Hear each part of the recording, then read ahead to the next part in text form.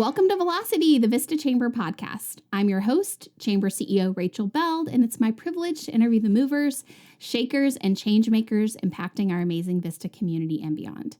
Today, I am joined by Chris Swimley from Machine Print Shop. Machine Print Shop has over 15 years experience in branded merchandise. They specialize in graphic design, screen printing, and embroidery for custom t-shirts, hats, and promotional products. Some of the brands they've worked with include Yeti, Google, Waterloo Sparkling, Coors, Tony Hawk, Deep Eddy Vodka, and Weed Maps, to name a few. Machine Print Shop offers quality, reliability, exceptional customer service, and free quotes and mock-ups. Chris, the owner of Machine Print Shop, started his journey in the branded merchandise industry over 15 years ago. From a front desk clerk at a climbing gym selling memberships, doing graphic design, banners, and shirts, to becoming head of sales in a multi-million-dollar merch company and eventually owning his own successful business, Chris has learned a lot along the way and had a lot of fun. I can't wait to dive in. And welcome, Chris. Thank you so much for having me. I really appreciate it. Yeah, thank you for being here. Appreciate you taking time out of your day to join us. I know we were talking just before we started recording that this is a hectic time for everyone. It's just springtime is busy and things are hopping. So I really appreciate you being here. Yeah. So before we talk about Machine Print Shop, I want to learn a little bit about your background. Sure. So tell me, where'd you grow up? Super tiny town, El Dorado Hills, Northern California, kind of south of Tahoe. And just in the sticks. It was a great place to grow up. But you kind of get that weird cabin fever. At least I did, where it was just like when I was a kid, it was like a grocery store, a lake, and my school, and that was about it. Mm-hmm. So the lake was awesome because that's where we go to just hang out. But by the time I was 17, 18 years old, I mean, I was already just like screaming to leave. Yeah. And me and my brother got into music pretty early, and we just wanted to be touring musicians and play music. And we'd go to the big city of Sacramento to go see shows. And it was always, super scary because it's like, buildings and homeless people and all these things. And it would take like an hour to get there. So it's like an expedition. And then you go see a band, and we're all really into music. And, you're from Texas. And so me and my brother were huge fans of like Stevie Ray Vaughan and all the blues and all that stuff. And, so when we'd go see a show, it was just a very overwhelming thing. He played guitar, I played drums, and we'd eventually be in bands together and kind of play around town. But the second a buddy of mine had moved to Utah, and he just had a couch that I could flop out on, I was like, okay, I'm out. And just packed my little Honda Civic and just drove out there sight unseen and just like never looked back. And that's kind of where it all started. Yeah. So you mentioned music. I know that you're a musician, but do you feel like you were more artistic or more entrepreneurial as a kid? Super artistic. Yeah. Just wanted to draw, wanted to be left alone. Was always known as being an artist, because it was a small community and everybody had their like little thing that made them special. Mm-hmm. And so it was funny. I did all the t-shirts for like elementary school, junior high, all that stuff. I would do all that. And I never thought about shirts. It was just like, here's an art competition. I applied, and then I just typically would win. And then it wasn't until I was like 13 that music entered the equation. And I'm trying to remember what it was that inspired me. I think it was I heard a Beatles song, and it really just like changed my life. And the drums just called to me. And my dad was cool. He made a call into the closest music store, which was like, 30, 45 minutes away. It was just this little tiny shop up north.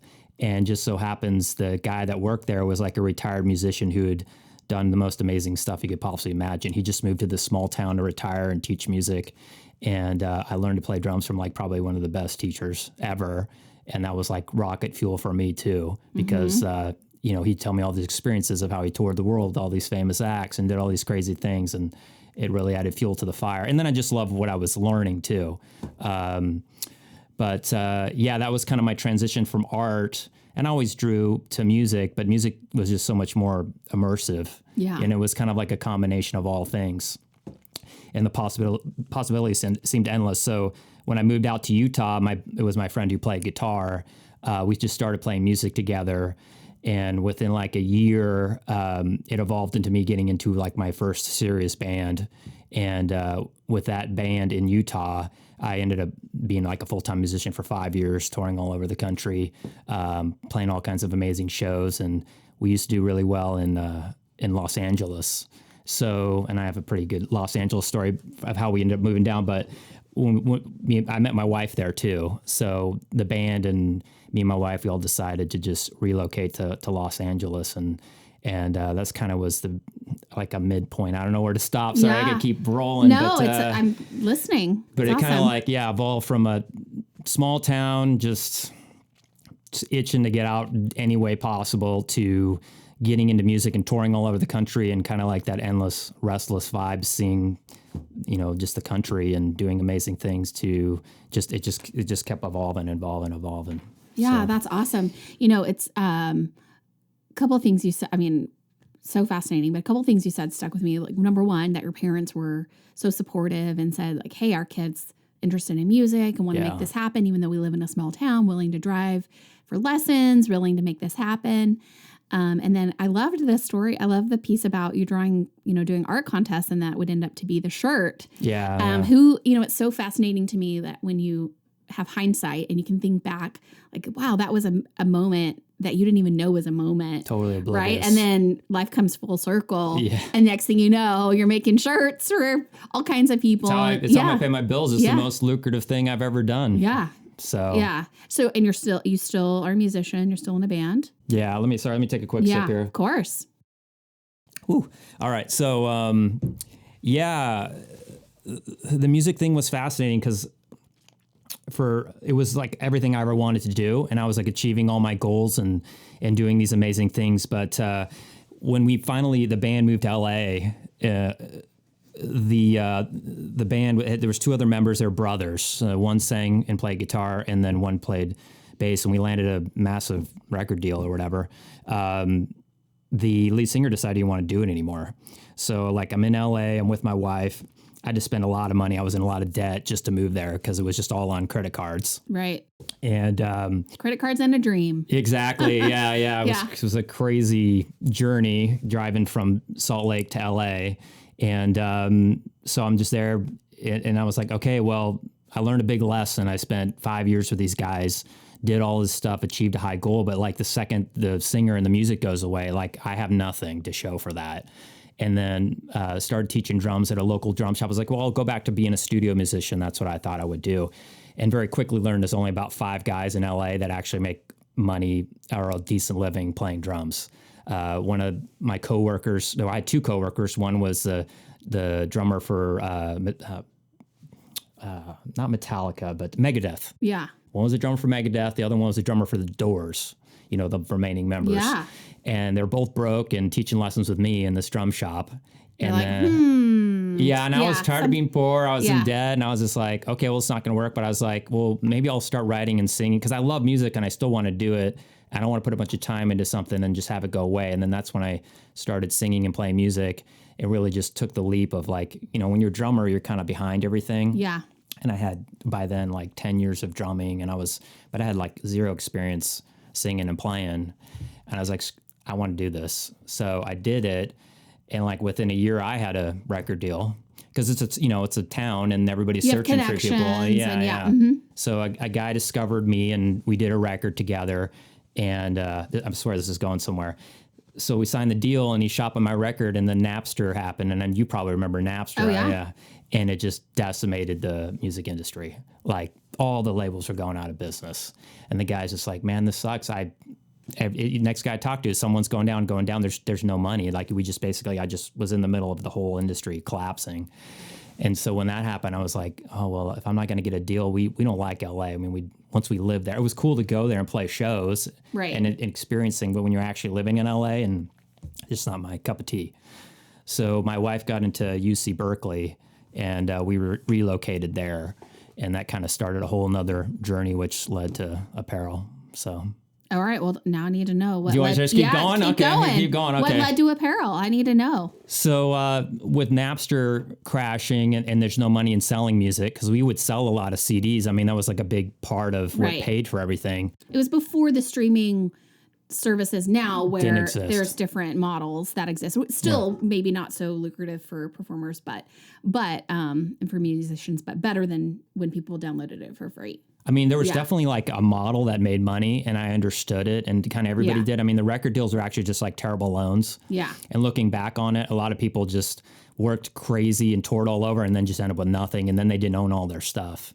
Yeah. And I have friends that are still successful musicians and they've learned. And I mean, it's never necessarily all bad, but it may have been for the best.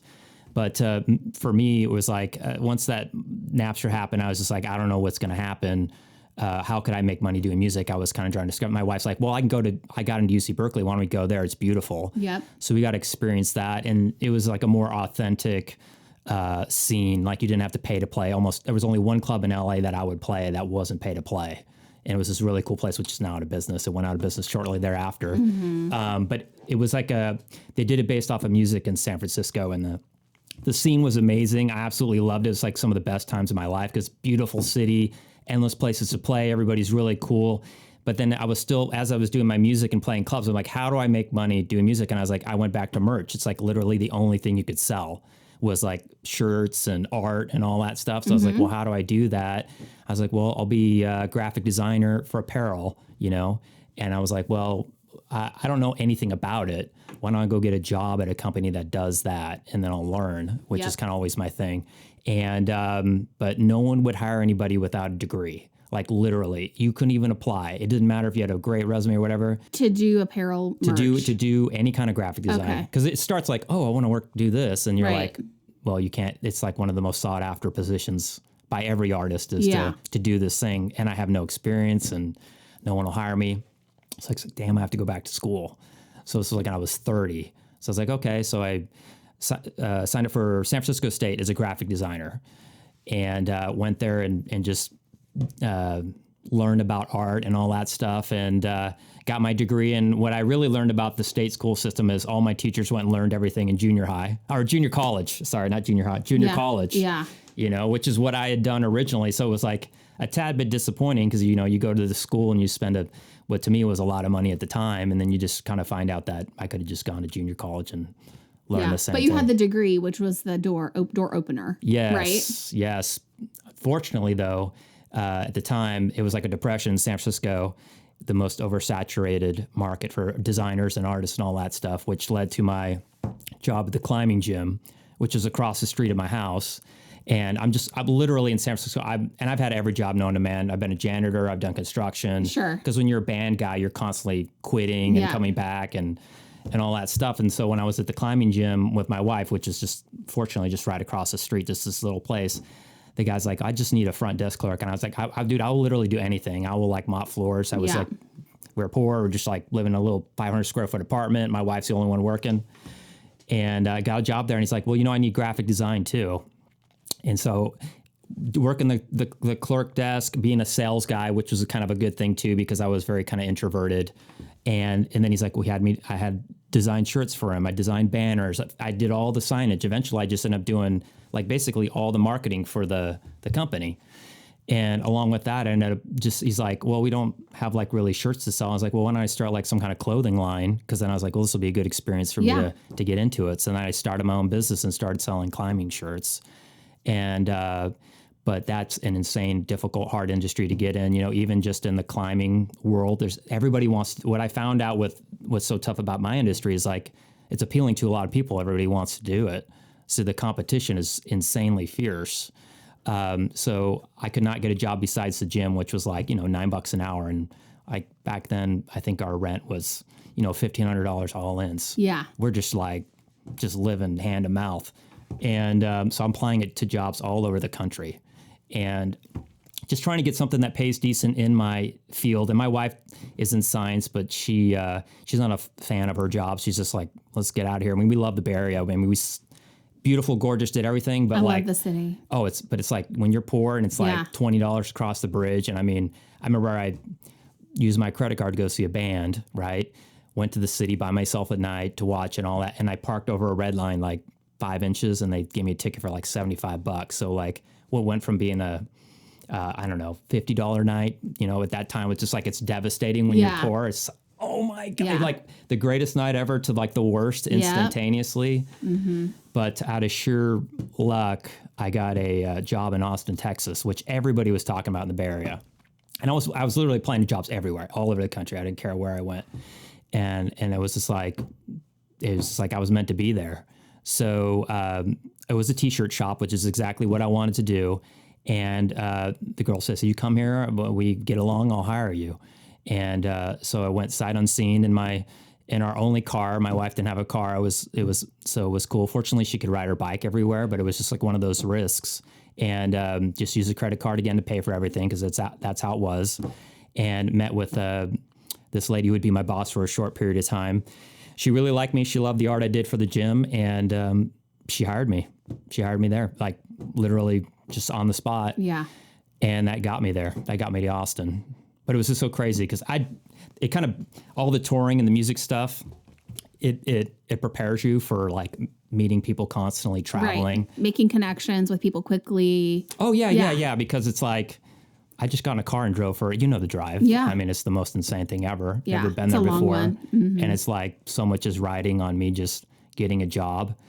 And it wasn't even like it was that much dough. It was like $15 an hour. Right. But I mean, in Texas, everything was cheap. Because like when I filled up in the Bay Area, it was like over $5 Right. in the car, and you're just doing it. And it's like, Lord, get me out of here. This is so expensive. Yeah. Just to fill my Honda Civic up was like, it already hurt before I even left. Yeah. And then you get there and gas, I think, was $1.50. Right. Yeah. And then you go into the downtown Whole Foods and it's like paradise and everything's beautiful. And yeah, I got stories after that. Yeah. I can keep progressing, but just let me know what you. Yeah. Well, I'm curious. So you started to work for the t-shirt shop in Austin. Yeah. And then how did that transition into you starting your own company? So I'll tell that real quick story about that same company. And this is what led to all of it. So I was hired as an artist for shirts, which is what I wanted to do. That's all I ever wanted to do, is just to do art and do it with apparel. And it was like a dream job. Mm-hmm. But the company I worked for, unfortunately, had issues and was pretty shady.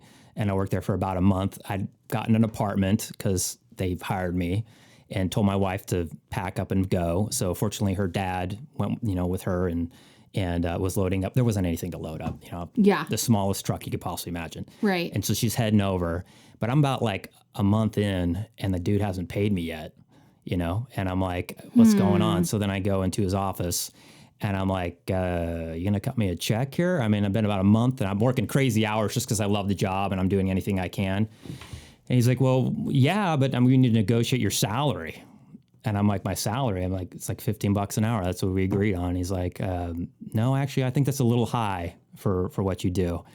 And he basically, because I needed anything, negotiated me down to, I think, $11 an hour. And I was just like, he's like, okay, I'll get you a check cut. But there was another artist he'd hired with me at the same time. He's like, well, why don't you send Michael in when you go? I know Michael's trying to get paid too. Michael was a buddy of mine. He was living in his car. Yeah. So we're just like destitute, Yeah. poor guys. And so Michael comes in and Michael negotiated $10 an hour. So then he sends the girl who hired me, pick me from all my stuff in to fire me like that same day. So she comes into the room and I'm thinking, at least I'm getting paid. And she's crying. I'm like, oh, what's wrong? What's wrong? She's like, I got to fire you. She's like bawling. And so I'm like consoling her. And then I'm like, I don't have a job anymore. And I have like a, apartment. My wife's in the car with her dad traveling across. And you just worked for free for a month? Well, he paid me. Okay, it took a while to get my money, but still at $11 an hour, 3 weeks. I mean, it's not very much dough. Yeah. And so that's where so all this fuel, all this, I'm broke. I got an apartment. My wife's coming and I'm like, I got to do something, anything I can to get a job. I go to, first thing, as soon as I get fired, I literally just I'm going to hit up every single screen printing shop in town. And I walked into every single door, talked to every single person. And the last one I went into, the receptionist liked me and it led to me getting a job, but in my industry at a big company, but not as an artist, but as a salesperson. Yeah. Because that's all they were hiring, a sales guy. You're like, I'll do it. I was like, I'm in the industry. It's better than literally I was going to do anything, but I'm proximity. I'm a shy artist person. Sales was like literally the last thing I wanted to do. And I just took it. And it was $9 an hour and a 3% commission. But I was like, I'm just going to figure it out. Yeah. I'll make a commission or whatever. And that led to all of this because like if I was an artist, what I come to find out, the least paid person in the entire company is always the artist, the cheapest. Like the place I worked at, which is a $6 million company, 55 employees, which is big for screen printing. Yeah. Artists are getting paid $15 an hour and they never got a raise. Yeah. Unless they begged, but artists never ask for a raise because they're shy, like withdrawn people. Passionate about their art, happy to do what they love. Just like insane that you even have a job doing it, you know? Well, it's so interesting to me that you were basically forced into this sales role. Oh, yeah. But what you didn't know at the time was you were going to need those skills and tools later to run your own company. Because you have to do everything. When you're a small business owner, you have to do everything. You have to be the salesperson, the marketing. Even if you have people on your team who help you, you have to know your finances. You have to know your marketing. You have to know all sales. Starts with the sale too. You have to everything. Yeah. And so what you didn't know was that all of that was preparing you for machine print shop. Yeah. Yeah. It was a living hell. I got to tell you. I'm sure. Through that fire of like not knowing how to sell, and then they never taught me anything. Right. You just had to figure it out. Oh no, they're like throwing me to like, oh, here's this like essentially homeless guy. He's a good artist and he's done shirts before, and we just need like a body in here I was basically like a tool for all the crazy people. Cause like, you know, they're like, oh, this fancy place, you know, you walk into is a beautiful, I want to do stuff. How much does everything cost? And I was like you had the receptionist and then I was like the second gatekeeper. Right. But what was good though, because I was able to screw up and learn on things that didn't matter. And it took me like, I don't know, probably 3 years before I had a real wrangle on it. And then with that, I was in the belly of the beast of like the biggest screen printing shop in town. And so I got to learn every facet. I learned about production. I learned about all the suppliers. And I was just fascinated by everything. I learned from artists who'd been doing it for 30, 40 years. And I was like, man, you've been here for 30 years. You get paid like 50 grand. I'm like, maybe I end up in a better spot because by year 3, I was already way surpassing that. Right. And then it led to me being the lead sales guy, essentially, of the company. Yeah. So you started Machine Print in Austin. In Austin, yeah. Okay. And what led you to say, okay, I'm doing my own thing? So I was having a lot of success as a salesperson, and the typical sales thing happened at the company. They see you're doing pretty well, and then they axed my commission. Yeah. And it was like half, you know, and it wasn't like I was making a great base salary, but I was making well over 100,000, and for there it was huge. So when they cut that, I mean, it was just. They were doing a lot of things where they were trying to lower my income. Yeah. For no reason, because I'm just bringing in business. Right. And what That's really short-sighted. I mean, as someone who I employ people who work on commission as well, and to me, it's like your commission can be unlimited because it's based on what you're bringing in. And if you're bringing in a lot, then you're making a lot, and then everybody's winning. So that's really short-sighted of that company. That's crazy town. It's not uncommon. Yeah. Because I dealt with a lot of people who were when you start doing this, I just had to become social. Yeah. And I was really well connected in the industry. And what I come to find out was like, this happens all the time. Sales guys grow it, and then they hack their territory, and then you make them work on another territory that's unsuccessful. So, but what I really learned was that like, this is not reliable. Like I had built, we bought a new house. I had the first time in my life, a car that wasn't a Honda Civic. You know, I drove a Honda Civic for 20 years. Honda Civic's a good car. It's a good car. But it's maybe not a dream car. When you pull up in your, Honda Civic that has 250,000 miles on it, and you're trying to sell like a massive client. Yeah. There's a perspective that comes along with sales, as you know. Totally. So I was like, okay, well, I'm doing well. I got like a Dodge Challenger, you know, so I can pull up in the challenge like I'm working for a good. I could afford it, but you know, when you don't have cash and like every decision you make, it's just like based on fear or whatever. But then like I could pull up and feel secure that they kind of had a symbol of that I'm good at my job. Success. Yeah. Yeah. But yeah, so once all that happened, and she literally pulled the rug under me after I signed on my house. I mean, they could have done that like pre-house, pre-car, pre-whatever. I had these bills out of life. My wife had a lifestyle she really liked. I was like, I got to do something that's more reliable, that's dependent on me. And I'm the one at the front of the charge. I mean, they're the back end, but that's what they don't realize either. It's like there's a lot of people that print. There's a lot of things were outsourcing, like promotional products, which was the vast majority of what I did. Yeah. I found all the suppliers. I had all the relationships with them. I was doing all those orders, and I saw the margins. That was a big thing too. So like, yeah, I was getting 3 to 6% commission depending on the thing, but I'm like, I just did this order. I made $1,500. I made 20 grand. Yeah.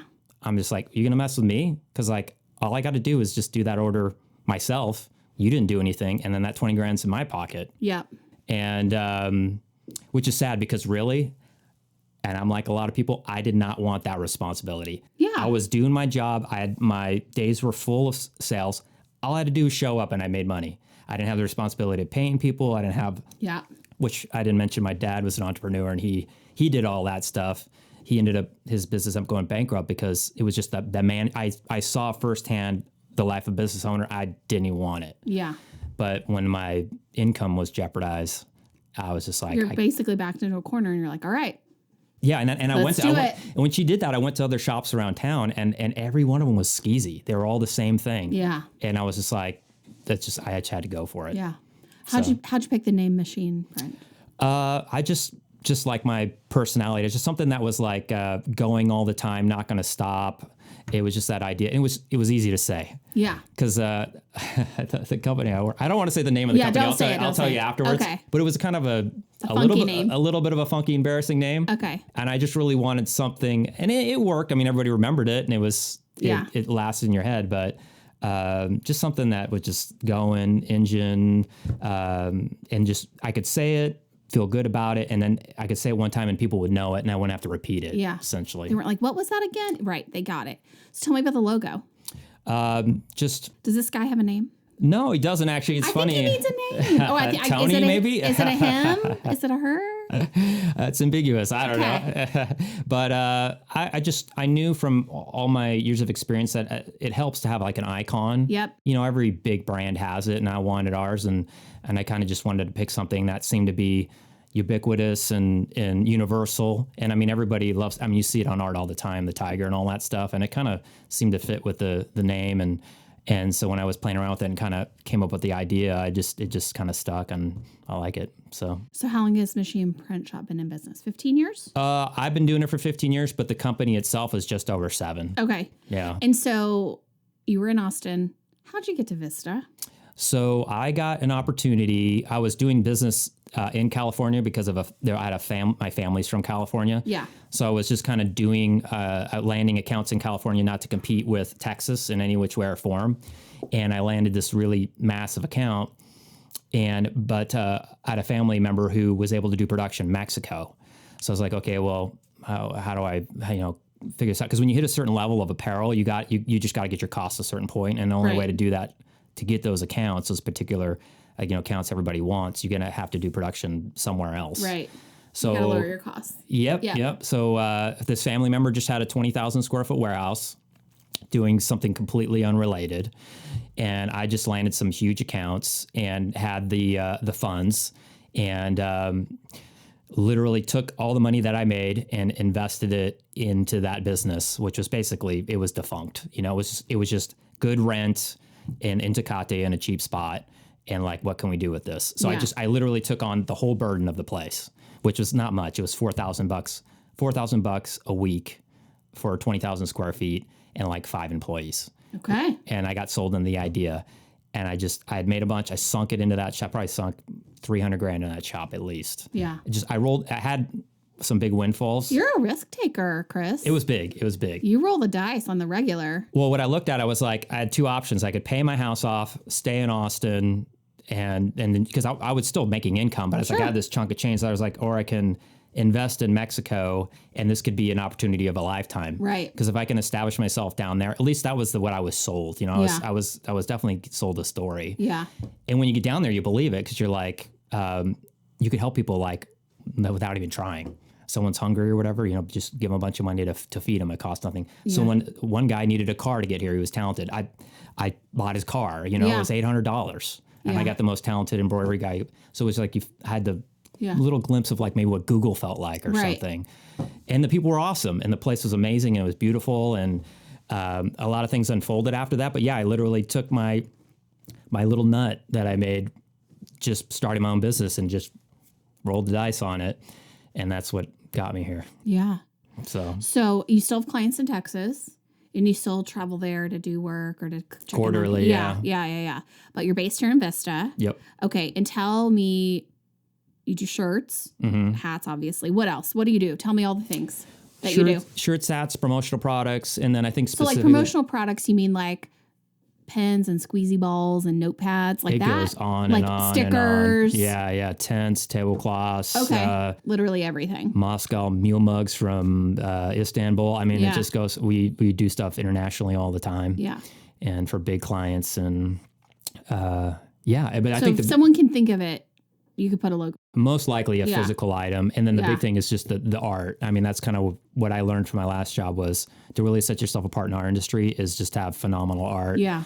And right now it's just me and another inside artist. That's all I have. So is that your secret sauce? Is the art? I think so. Yeah.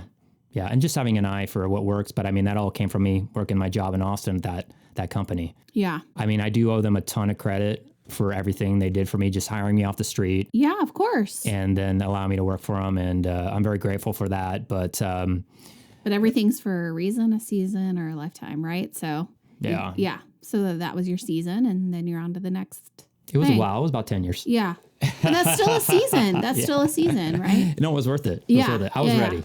So what is the very best part of the work that you do? I think just the creativity. And then the people that I work with are all very creative too, because it draws creative human beings. Yeah. Even like the production people, I think everybody likes it, and it's part of it is just you're producing something, you see it rolling off a dryer or, being embroidered or something like that. It's art, and it's always something new, and it's all ever changing. You're making something. Yeah, it's a physical thing, and I'm not good with. I'm pre-digital kind of. Didn't have a computer until I was 24. I didn't have a cell phone until I don't even know. Yeah. And so I like physical items, and it's cool. You like create something. What's the hardest part of your work? Well, like we're talking deadlines. Everybody, it's marketing. They leave it to the last minute. Yeah, always. And just that we get overwhelmed by people needing things last minute. So to not try to overwork everybody. Yeah, and you don't want to say no. No, because like where I come from, I mean, it's like, man, someone wants to give me $60. I'm like thinking it's a big deal. Right. And so I got to be really careful about just getting paid for what I'm worth. Yeah. And then turning things away that are a waste of time. Yeah. I think that's a really good point for anybody who's a business owner. And I learned this too, being at the chamber, is when you come from a mindset where maybe you didn't have the resources, or you didn't have it, or the organization didn't have it, or whatever, and then you think you want to give everyone a deal, or you have to charge what you're worth. Yeah. You have to charge what you're worth. Except for me, keep giving me discounts. Oh yeah, I'll do whatever you guys want. Just the kidding. Chamber. Just kidding. What I learned from the chamber was more than anything else was just like the sense of community, which was funny. I was in Austin for 10 years. There's an Austin Chamber of Commerce. Yeah. Oh, yeah. I literally had no idea it existed. Mm-hmm. I didn't even know what a Chamber of Commerce was till I came here. Yeah. And then since I've joined, I preach it all the time when I meet people. I was like, are you part of the Chamber? Do you know? It's like literally the greatest thing I've done. It's got us connected with everybody. It's helped our business. And you're a member of several chambers, right? Yeah. And each chamber kind of has its own vibe. And so people ask me often, oh, is it okay if I join, more than one chamber? I'm like, yeah, absolutely. Why wouldn't you want to expand your network? Yeah. I mean, obviously, I think people should put roots in the chamber of their own town. Like that should be your deepest connection, but just my personal opinion. I agree. But then also those other connections can be so incredibly valuable. And every chamber has kind of its own secret sauce, its own way of doing things. And why wouldn't you, if you have the budget for the membership and you can be involved? I mean, I think it's you get out of it what you put into it in a lot of ways. But yeah, thanks for saying that about the chamber. Mm-hmm. And in fact, the Austin Chamber, I'm going on a trip with a group of community leaders, and so I'll be in Austin at the end of March, towards the end of March, and we're gonna meet a lot of folks in Round Rock, specifically Round Rock, and then Austin, because Round Rock is real similar to North County, a suburb of a larger city, and so lots of artistic vibes and stuff. So we're gonna check that out. So I think the Austin Chamber is one of our contacts. I don't remember. Definitely the Round Rock Chamber. We worked really closely with them on the trip. When's the last time you've been to Austin? It's been a few years. It's gonna blow your mind. It's been just before COVID, just pre-COVID, I think. That was the last time I really kind of hung out was because we moved kind of during COVID. Yeah. And, just went back and like, I don't even recognize. I mean, there's obviously the parts of town. Yeah. But the development is like awe-inspiring. Gangbusters. Yeah. It's great for us because we're there and I was just like endless amounts of new business to go after. That's great.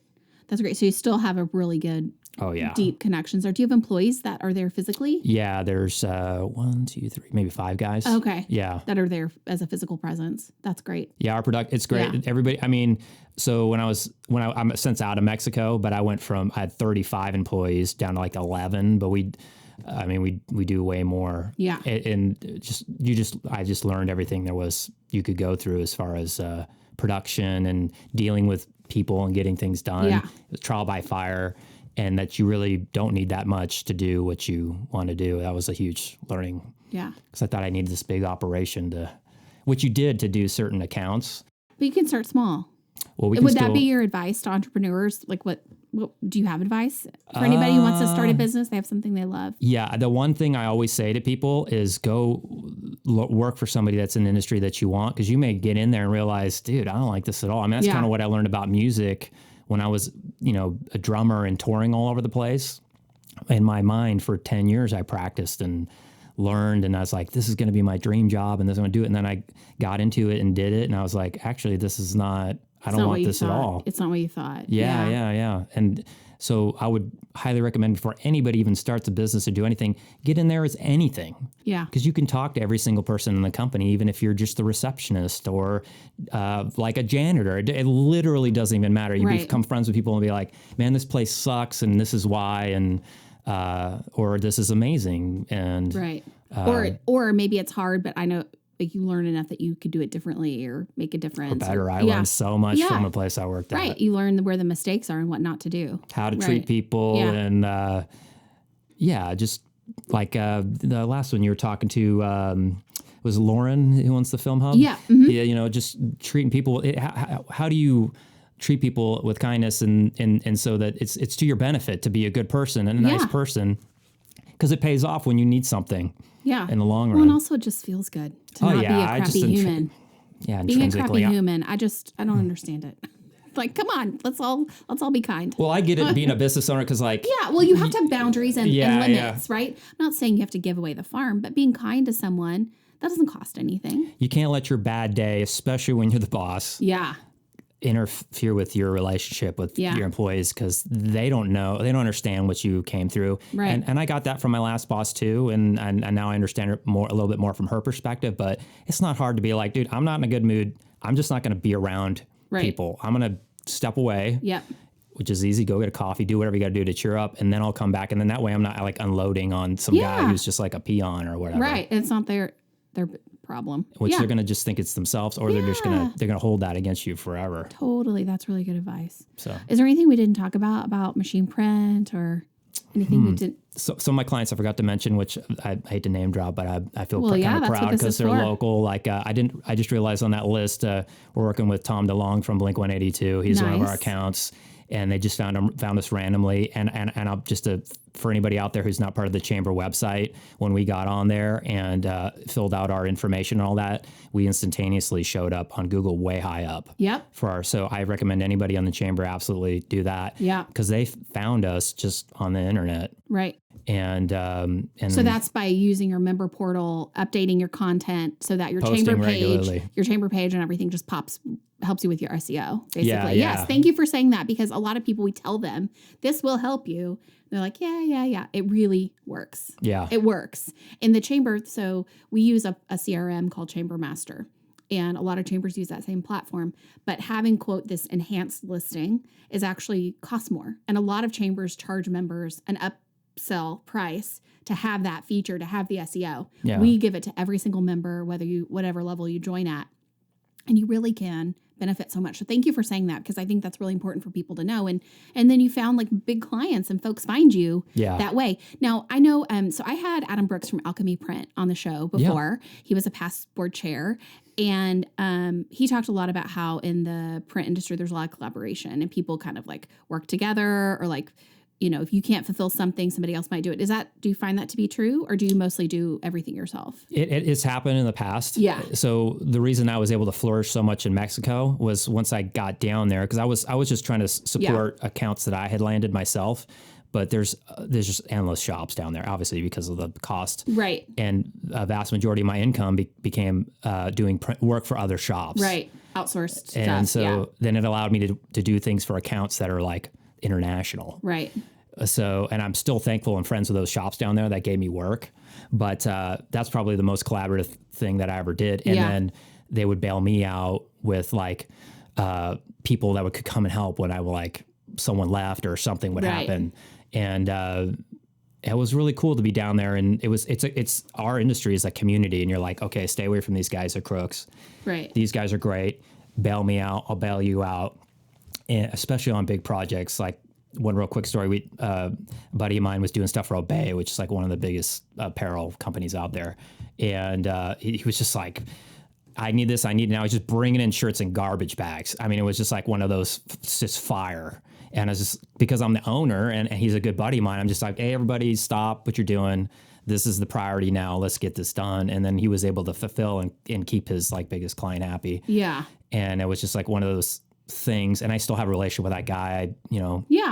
He's an amazing, fascinating dude. And again, being a kind human, helping somebody out when you have capacity, it comes back. And that's like we talk about the net weaving and helping other people, it comes back to you. Yeah, like having a buddy system. I think you guys are talking about that. I think that's key, and I got to get better at it. But even at the last Film Hub thing, I did that. There was a guy that came by, and I'm like, this guy looks I'm just going to do what you said. Yeah.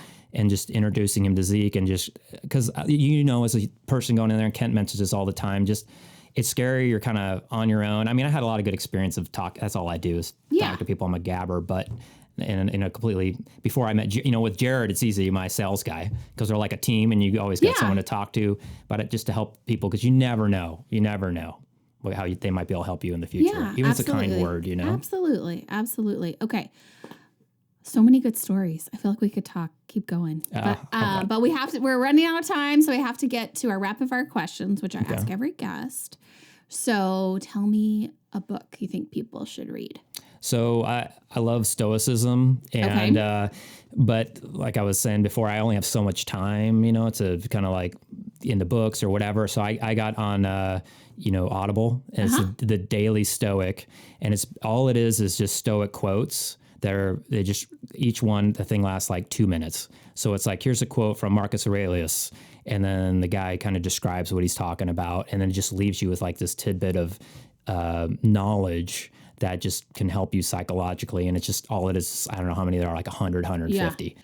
Tell me a song that you love. What's your jam? I know as a musician, I'm sure it's hard. Well, so I've gotten into guitar lately as a hobby, and I'm just insanely passionate about it. It's kind of like my meditation and escape, and just Jimi Hendrix is like the best guitar player out there, in my opinion. It just really speaks to me, his playing and all that stuff. And it's very difficult. So then I'm like very focused and taken away. So it's a challenge. Oh yeah. It's the hardest thing. And then that just pure fun constantly. I do it every single morning, and it just sets my whole day up for, that's great. Smile on my face, but Easy Rider from Jimi Hendrix. Yeah. Love it. That's a good one. What is something that inspires you? Well, I say right now is gotta be the guitar. It seems a little shallow or whatever, but it's kind of like that one thing. I wake up in the morning and I do it, and it just puts me in the best mood. I do exercise regularly, which that does help with, if anybody's an entrepreneur, if you just work out in the morning, the stress level drops dramatically. But like I wake up, I get my coffee like 5:30 in the morning, and I sit and I'll play for like an hour and a half. And it's like the whole day is set. I'm in a good mood. Like I could take so much flack and bad things happening and whatever. And so, yeah, for me, that's, at least right now, that's probably the biggest thing. Yeah. Wow. I love it. So, all right. Tell me a Vista business that you think deserves a shout out. So I'm a little partial, but it's a Cosmic Cafe. Yeah. And I love their coffee. I mean, they're on Main Street. On Main Street. Yep. So me and my wife are just obsessed with coffee. I mean, Austin was a huge coffee town. And so she's just like never ending coffee. And once we were having Cosmic, she finally like settled down and like a marriage or something. She's like, okay, I'm done. Let's do Cosmic. It's That's the your one. place. That's our place. Yeah. And so it was owned by 3 people, Louis, Omar, and Bree. And I remember I was kind of like at one of those shelves in my business thing where I was like working, it goes from like, depending on a new employee. So you're like, I'm working 80 hours. Now I'm down to 60 hours. Now I'm down to 40. Now I'm back up to 80. Yeah. So I'm going into Cosmic. I'm just like, my hair's falling out. And I'm like, I just need somebody who's going to help me. I'm just like at my wit's end. There's too much going on. I can't manage all this. And Bree was there. Omar and Bree are husband and wife. And she's like, oh, I could help you. That would be cool. And she's my employee now. I hired her, and as my I have a right hand guy, and she's my left hand girl. Yeah. And with those two, I'm like able to manage. And she's a business owner, so her and her husband. So she operates like a business. It. She's not an employee. She's a business owner. Yeah. And it's been a game changer for me. It's not full time yet because she's still. I wish she could be full time, but she's working with a coffee shop and all that stuff. Well, they're growing and getting established. They've been there 18 months or so. Yeah, and they're starting to have some good things happening. But I like to promote them because they're young, they're hardworking, they're Vistonians. Vista, long time born Vista. and bred. Yeah. And then Omar's a cool guy. We play music and hang out. So shout out to Cosmic. I appreciate everything they do, especially their coffee. That's awesome. So all right, I have to know one last thing. This is not on my list, but just thought of it. So you play music. Do you still get together with a band and jam out? Do you play anywhere? Can we come hear you play? Yeah, so we're working on it. Me and my sales guy Jared have a band, Heady Days, and it's been stifled a little bit. We about have an album's worth of music. Jared was in a really successful band back in the day in Sacramento, and that's how I knew of him and became friends with him. And it was just out of sheer luck that we ended up here and kind of became friends again. And our band Heady Days, you can look it up online. I think it's on Bandcamp or something. I'm sorry. I never go. I think it's on Apple Music too. Okay. And we're hoping to play shows soon. Yeah. Well, if it's on the internet, I'll find it. I'm a good sleuth. And I could send it to you too. Awesome. Thank you for being here. Thank you for having me. I appreciate you. And thank you for this awesome stuff. I got to just put this on here. Let's see. Maybe I'll do mine. Oh, there you go. Looking good. Yeah, I like the pink. All right. Thank you to my guest, Chris Swimley of Machine Print Shop, and thank you for listening to Velocity. If you like what you heard, please subscribe wherever you get your podcasts and tell a friend. Help us move Vista forward with Velocity. The Vista Chamber of Commerce is a nonprofit organization that serves as a catalyst for business growth. Find us online at vistachamber.org.